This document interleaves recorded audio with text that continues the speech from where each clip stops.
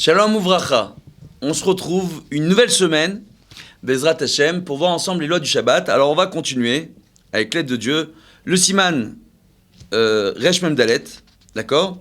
Où là-bas, on nous parle, Baruch Hashem, des lois du Shabbat concernant les travaux qu'on peut demander à un non-juif de faire pour nous-mêmes durant le Shabbat. Alors comme je l'ai expliqué la dernière fois, on voit que quand on fait appel à un non-juif, il faut, durant Shabbat, lorsqu'il travaille pour nous, il faut tout simplement qu'il travaille pour nous aussi durant les jours de la semaine.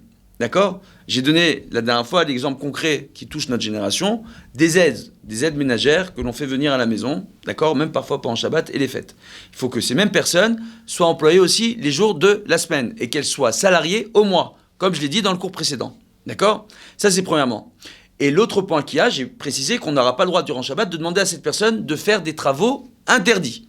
D'accord ? De la même façon, on ne pourra pas durant la semaine lui dire durant Shabbat, tu me feras tels travaux qui sont interdits. Ça aussi, on n'aura pas le droit de le faire. D'accord ? Durant Shabbat, on pourra demander à cette personne de venir nous aider pour faire de l'ordre, pour aider, pour ranger. Mais les travaux qui nous sont interdits, on ne pourra pas demander à cette personne, même si elle est non-juive, et pour elle-même, ces travaux sont autorisés, de les faire d'elle-même.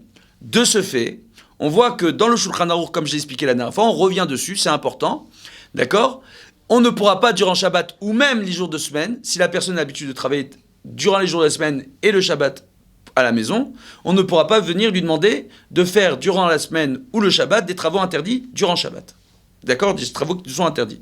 Maintenant, comme je l'ai expliqué la dernière fois, si cette personne-là, pour nous rendre service, décide de son propre chef, parce que c'est plus facile pour elle, parce qu'elle veut avancer dans son travail, parce qu'elle sait que le ménage qu'elle va faire durant Shabbat, c'est du ménage qu'elle aura en moins pour le dimanche, ou le lundi, ou le mardi, quand elle va venir, d'accord ? Tout simplement, on voit en réalité qu'à partir de ce moment-là, si elle décide de son propre chef de faire des travaux interdits pour elle-même, pour s'avancer dans son travail, cela sera autorisé, comme c'est expliqué, tout simplement, dans Shulchan Aruch au départ, avec l'aide de Dieu.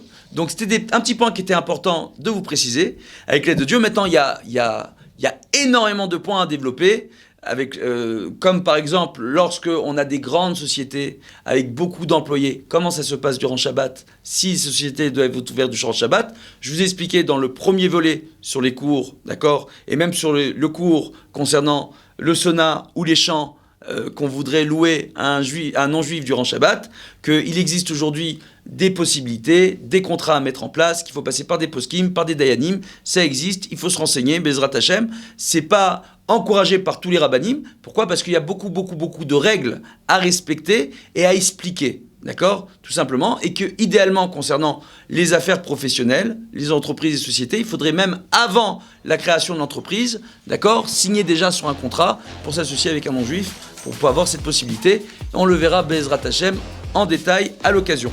Voilà, je vous souhaite un bon Shabbat, Shabbat Shalom, et à très bientôt pour un cours concernant les lois du Shabbat. À bientôt.